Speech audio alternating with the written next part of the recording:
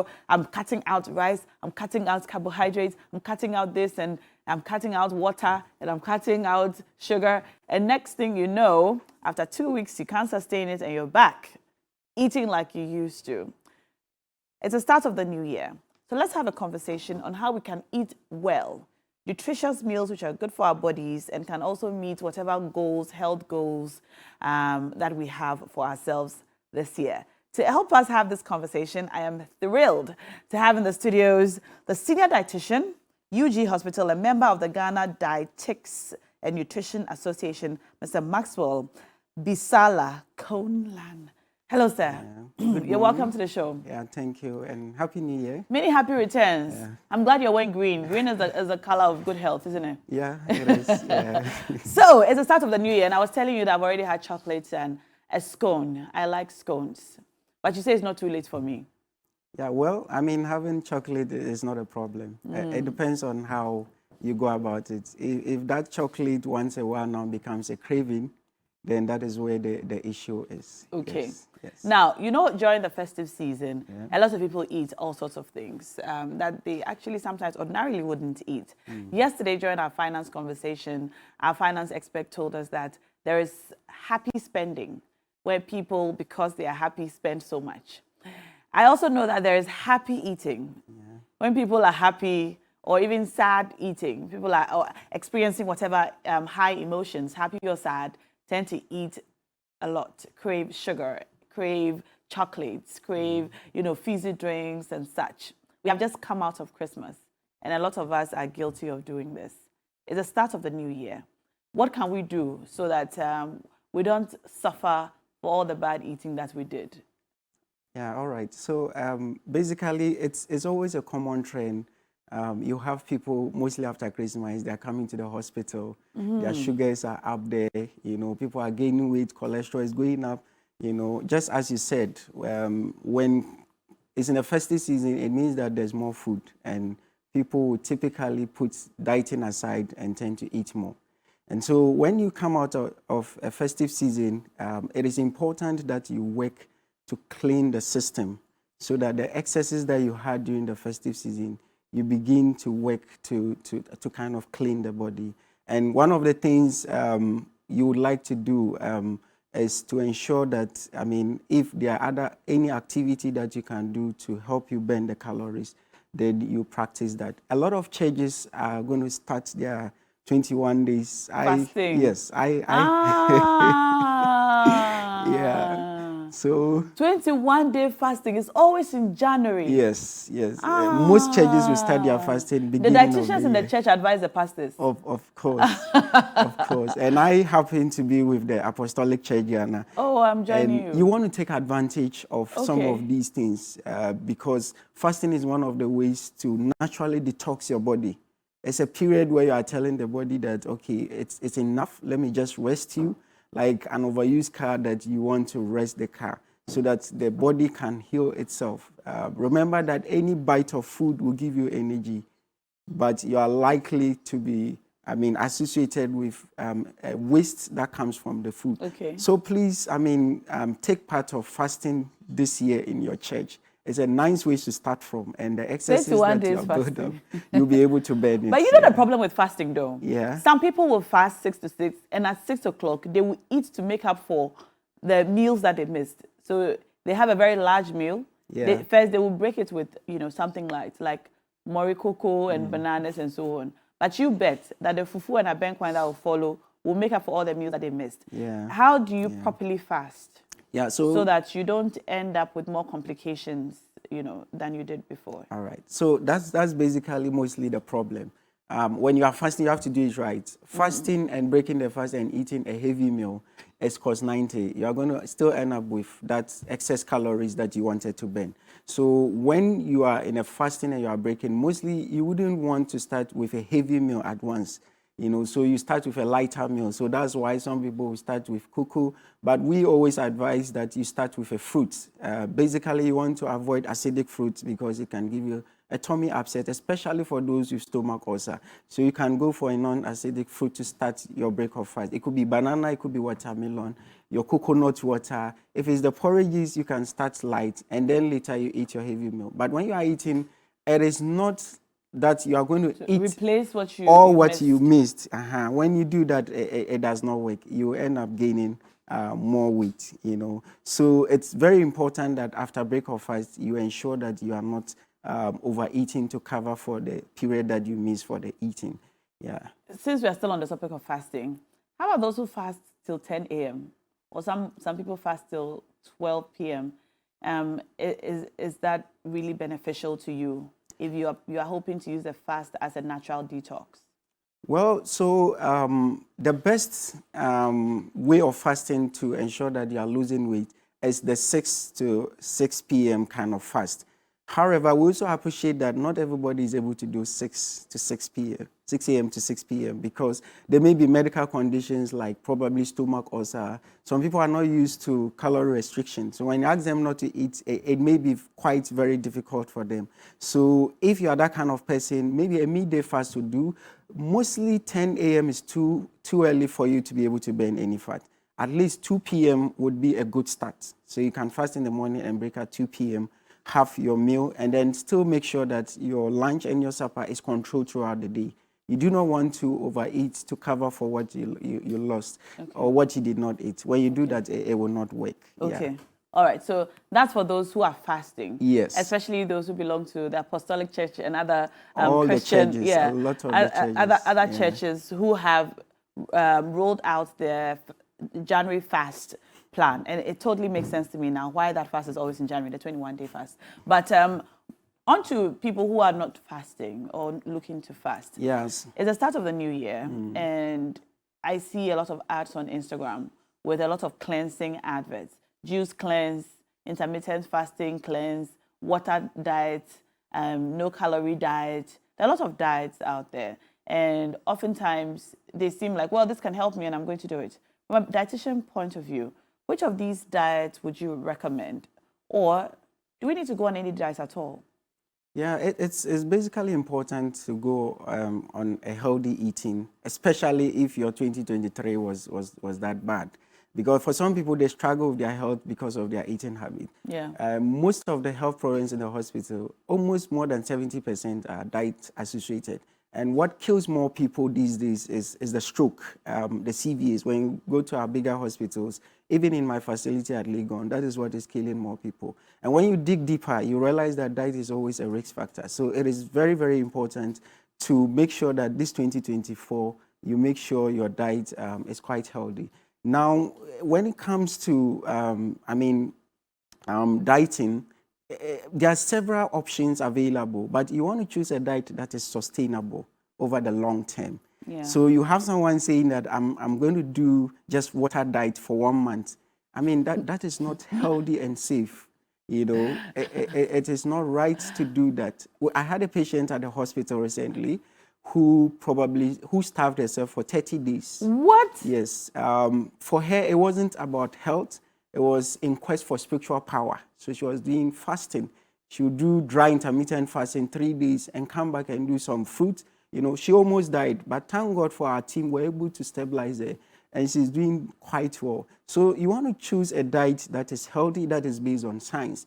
So the best diet I would always recommend is the low-calorie diet, where you are cutting down the calories according to what you think you can. Don't start gradually and say that I'm going to eat 2 ladles of rice. When you are around the 6-10 ladles rice person, it is not going to work because you are going to crave for the food at a point in time you give up and the weight will come back to you. So when you are choosing a diet, be careful with what you are going in for. Make sure what you are going for is sustainable or over the long term. So you don't want to choose fad diets.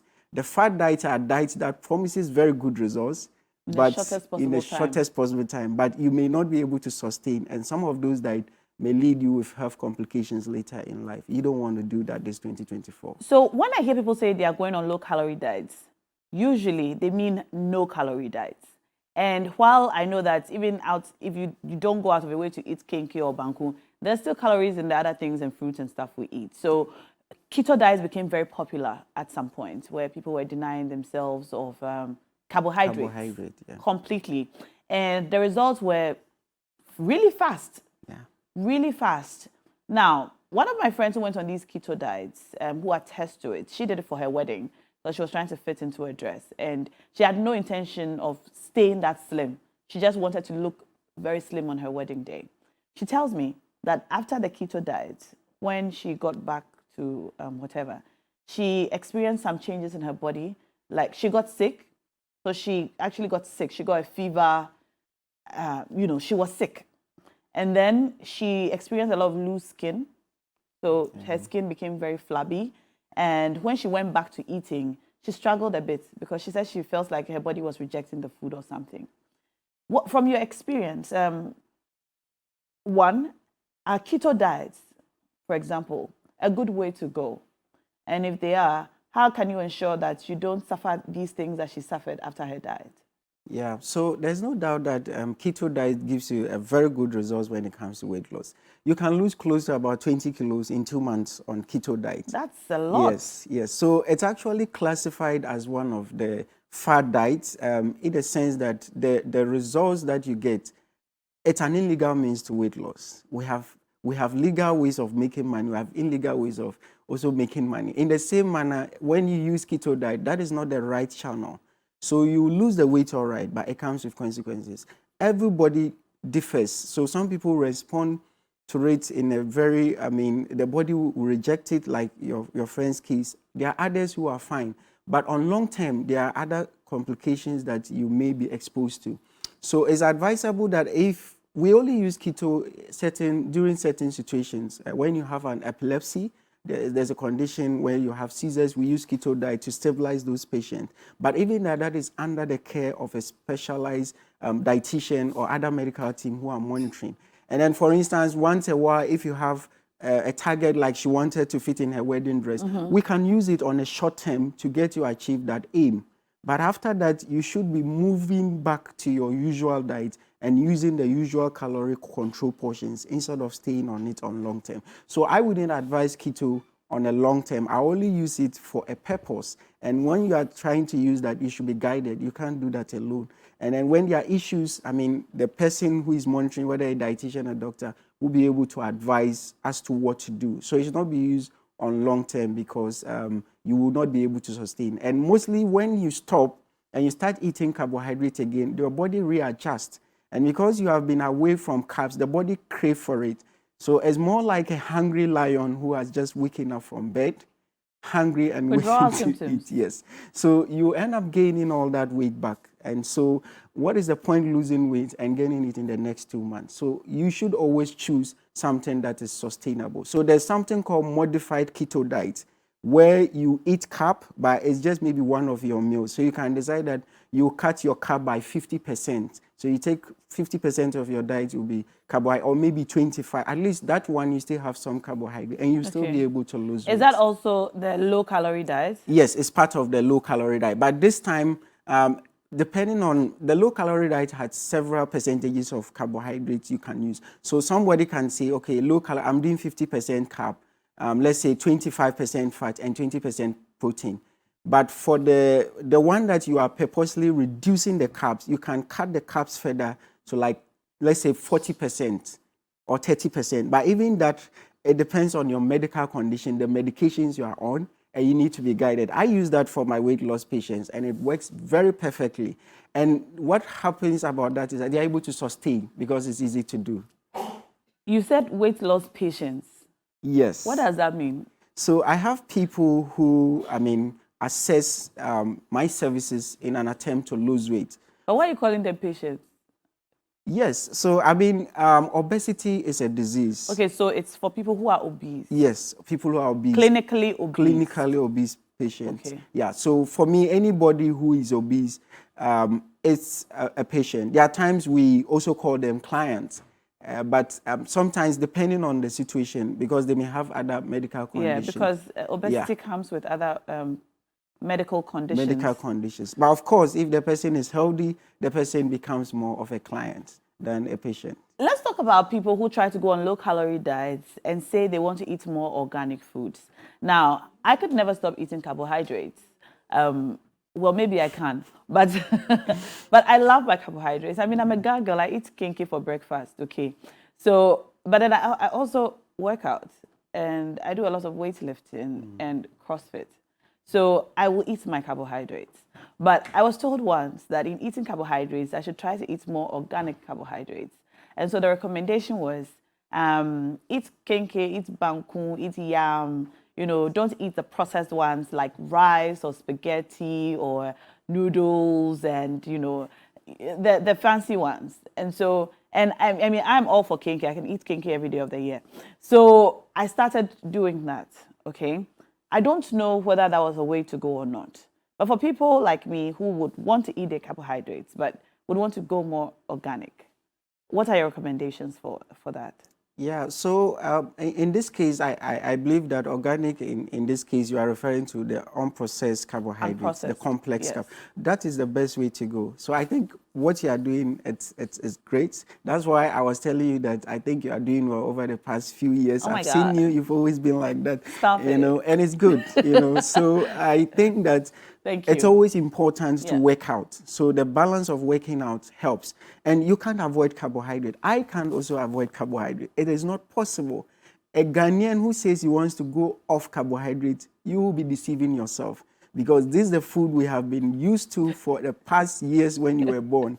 So you can't just get up one day and say, enough, I'm not going to eat carbohydrates. But what you should do is to cut down the portions. Yeah. So you can cut down your portions. Like I said, you can eat one carbohydrate meal. That's if you want to go extra mile, like at lunch, then your breakfast, you can decide to go low carb and go low carb for supper. And this is for people who want to lose weight, but you must be guided. Ghanaians, when they're advising you about weight loss, you hear people talking to people and say, would it be too much? But these are actually the meals which are nutritious and organic, right? Yeah.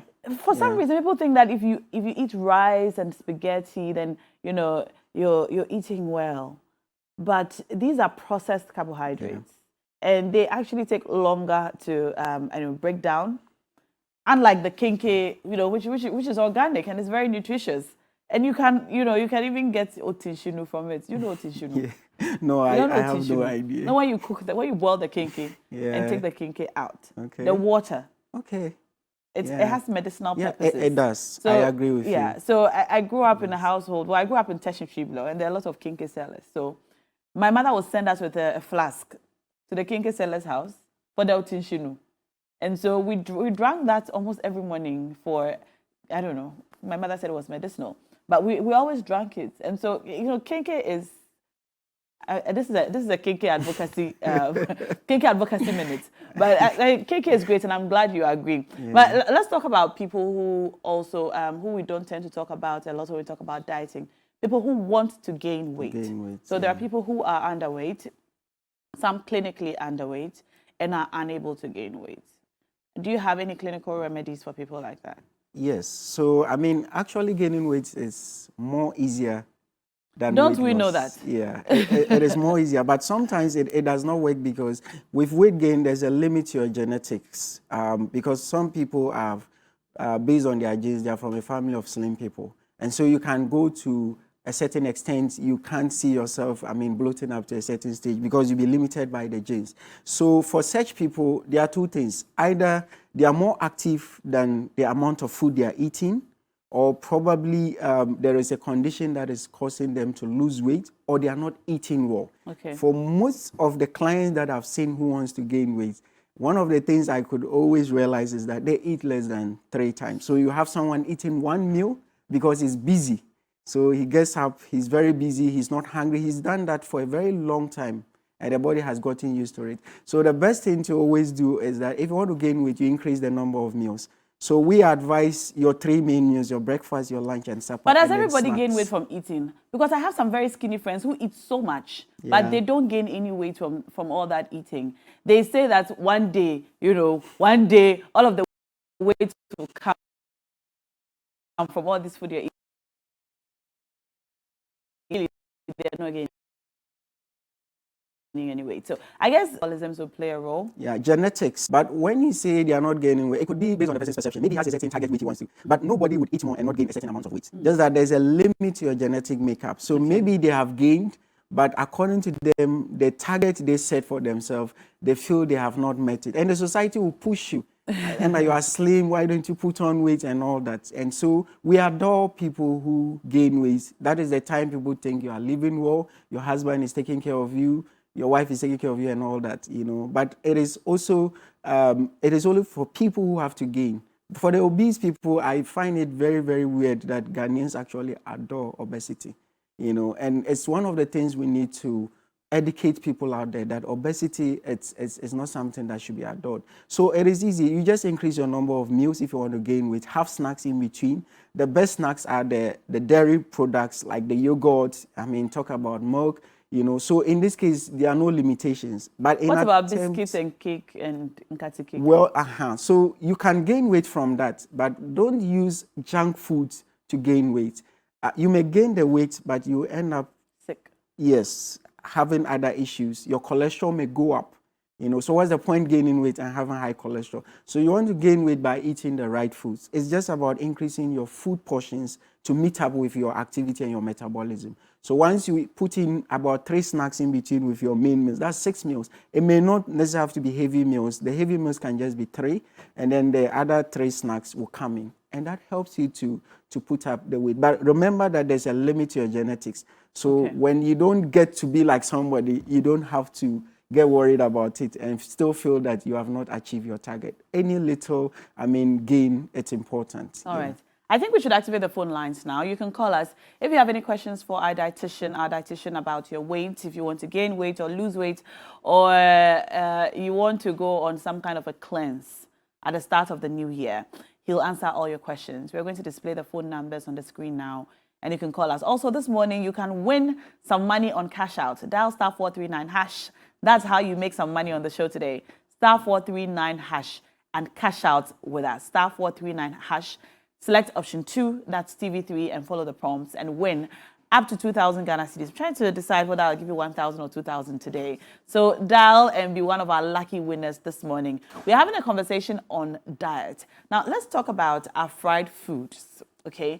Now, we're told that it's good to eat more proteins, especially for those on a weight diet. Yeah. These proteins are often fried, like your chicken, your meat, your fish, and so on. Does that pose a risk? Yeah, it does. When you look at the nutrients in terms of weight, if you want to lose weight or you want to maintain your weight, carbohydrates and fats are very significant when it comes to weight gain. So, like we said, the banku, the kenke are all good, they're organic. But when you eat in excess, they are not processed. But when you eat in excess, you end up gaining weight. For most Ghanaians, our problem is more of carbohydrates. A lot of people are a bit careful when it comes to fat. Some, it may be fat and fried foods. So if you want to lose weight, the best thing to do is when you increase the proteins, you don't have to be doing the fried proteins. We have low-fat protein options. For instance, you can decide to boil your fish. You can decide Did you say boil fish? Yes. You boil can fish? have boiled fish, yeah. Which fish? You can boil any of your fish. It could be, the dry fish. You don't like boiled fish? I don't like the sound of boiled fish. Wow, okay. How about grilled fish? It's an option. It's a lot of work. Okay. And but then, you know, when it's fried, you just put the pan on, toss it in, and then you're good so to go. that's the problem. It doesn't mean you can't eat fried fish at all. It is impossible to say that you're not going to eat fried protein. If you are buying food, it will be very Let's difficult. talk to some of our callers now, and then we'll come back to the studios. Hello. Yes. Hi, good morning, sir. You're welcome to the show. Hello, good morning. Aisha. Yes, please. Welcome to the show. Hello, Nah, good morning. Hi, Aisha. You're welcome. Do you have a question for our dietitian? You. Hello. Yes, Aisha, do you have a question for us? Yes, please. All right, go on. Please, my question is, I have an ulcer. I have ulcer. Okay. Hello? Yes. Now I can hardly hear you. Go on. Okay. I have ulcer, and I've been asked to reduce my hello. Is it pepper? Yes. Yes, I've been asked to slow down in taking spices like spicy food, pepper, and the rest. Yes, I've tried so hard, but any little thing, like any little pepper or spices that I take, it just trigger the ulcer, and it's been bothering me a lot. I've been having so many attacks, going to the hospital in and out, and so I'm so confused. I don't know what to do next. All right. I really don't know what to do. Sorry about the ulcer, and thank you for Okay. calling. What You're should she do? welcome. Yeah. With regards to stomach ulcer, it depends on the cause. We have different types of cause. And obviously, pepper will trigger or spicy food. So sometimes it's not just only pepper, but anything spicy. Yeah, that's spicy. So most times, there's this infection called H. pylori infection. Okay, it's a bacteria that you get infected in the stomach lining that causes the body to produce more acid. So for most people, they don't treat the ulcer based on the cause. They treat the symptoms. So if you are taking antacids and the ulcer is not going, you need to get your doctor to investigate what is actually causing that. If it's the infection, we give you antibiotics. We call we call it triple action. There are 3 different types of antibiotics you take, and then it clears the organism out of your body. You can get it from contaminated water or food. And then when that happens and you take the antacid for some time, the ulcer is gone and you are able to resume your spicy foods. But obviously with this, I think she would need to go for a further check to find out whether it's actually the infection one or is the long period fast one that triggered it. Then you'll be able to know what kind of treatment to give. But obviously spicy foods is a no. The carbonated drinks like the sodas, I don't want to mention brand names, but all the sodas and the carbonated drinks should be off. Any drink that when you open it makes a sound. Yes, that gas sound, yes. Okay, all right. Yes. You can also call us. The phone number is on the screen. If you have any questions about your food, nutrition, and diet, our doctor, dietitian here will answer them. Please, when you call us, turn down the volume on your TV set and listen to us through your phone. That way we don't get a feedback in the studio. We can both hear each other clearly, okay? All right, thank you so much. Now, let's talk about women, okay? I have too many friends who talk about their increased craving for chocolates and sugar and carbonated drinks at some point in their cycle. And a lot of girls would gain weight at this point. I don't know if this is medical or it's just in our minds. But it's at this point that a lot of women will gain weight. And interestingly, during the Christmas season, I think I have a friend circle, and everybody was like, "Oh my God, I'm on my cycle. I'm going to be eating all these chocolates. I'm going to be eating all this cake." Is it medical or is it just? Yeah, so those cravings are medically related. They're medically related. It's mostly related to the release of certain hormones during your menstrual period, and some even have it during pregnancy. When there's change in hormones, you crave for certain food. But you have to be careful that those cravings do not become a threat to your health. So once a while, when you crave for it, we allow you to have it. We don't actually ask a client who crave for a particular food not to take it at all. Most times it doesn't solve the problem, but you start gradually by cutting down, or once a while you take it, the risk is much lower. But when it becomes a habit every time, and you have to eat a lot. Please hold the thoughts. Let's talk to this caller and then we'll come back. Hello? Hello, good morning. Hi, good morning. You're welcome to the show. What's your name? I'm Charity. Charity. Do you have a question? Yeah. Go ahead. Yeah. During SHS, I gained a lot of weight. During the final exam, after the WASI, I became lean, and since then I can drink multivitamins. I can drink blood vitamins to gain some weight. But right after drinking them, about 2 weeks after, I go back to my normal. So you're trying to gain weight? Yeah, I'm trying to get some weight. How old are you? I'm 25. All right. Yeah. When I'm married to, when I was pregnant, I gained a bit of weight. As I gave birth, I came back to my normal. So I want to find out. I've been drinking Bicoactine, just to gain weight. But after drinking them, after 2 weeks of drinking, I just go back to, I just lose the weight and go back to my normal self. So I have to find out what's causing. All right. Yeah. Yeah, all right, Charity, thank you for your question. I think that it's basically probably that maybe she's taking the multivite, but she's not watching her diet. The multivite only helps you to eat. It's a short-term solution. The main thing that will cause you to gain weight and sustain it over long term is to increase your food, either the portions or add more snacks. So it is important that she looks at her diet. You don't want to rely on multivite because for how long will you keep taking that? So they should be used sparingly, and then maybe she should focus more on her food.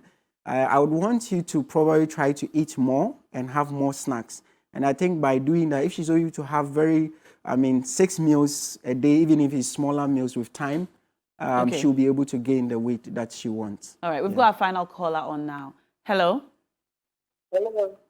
Hi. What's your name, sir? My name is Mike. Okay. My name is Mike. You're welcome to the show. Nice. Do you have a question? No, the question is that anytime I eat pepper, I have a running stomach. All right. Is that sore or anything that I realize there's some illicit spice in it? I have a very soft stomach. All right. All right. Thank you. Thank you for calling.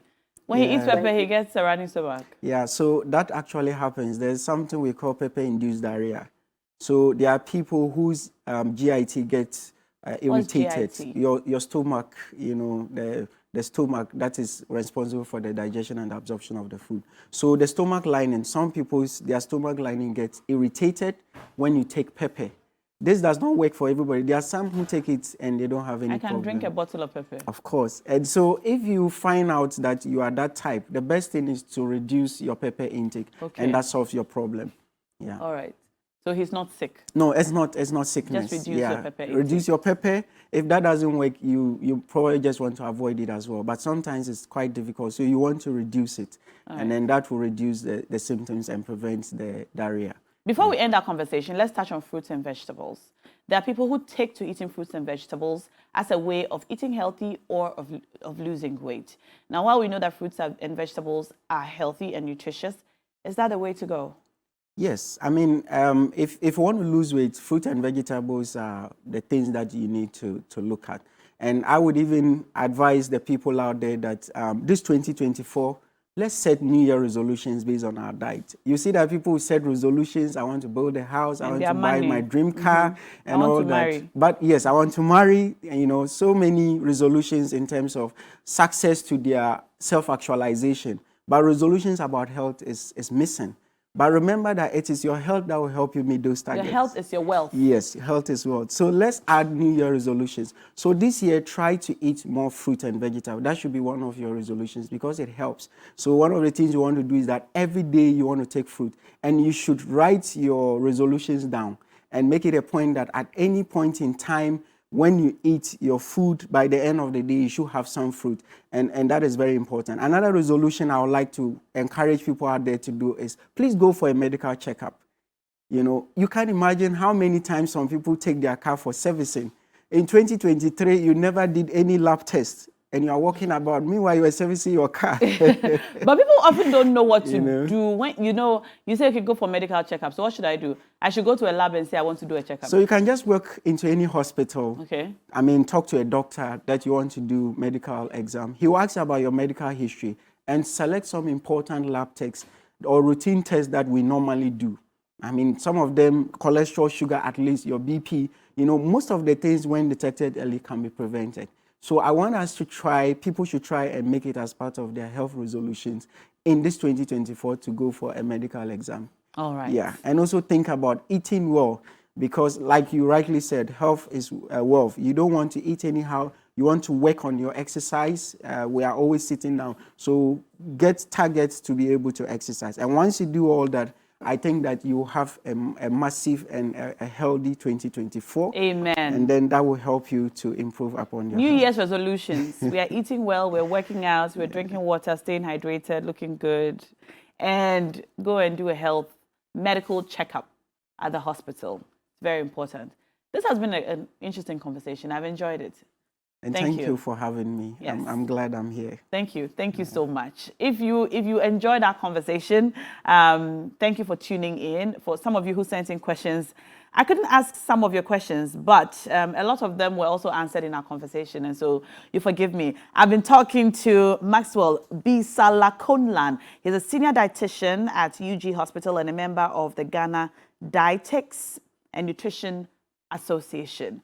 Eat well and take good care of yourself.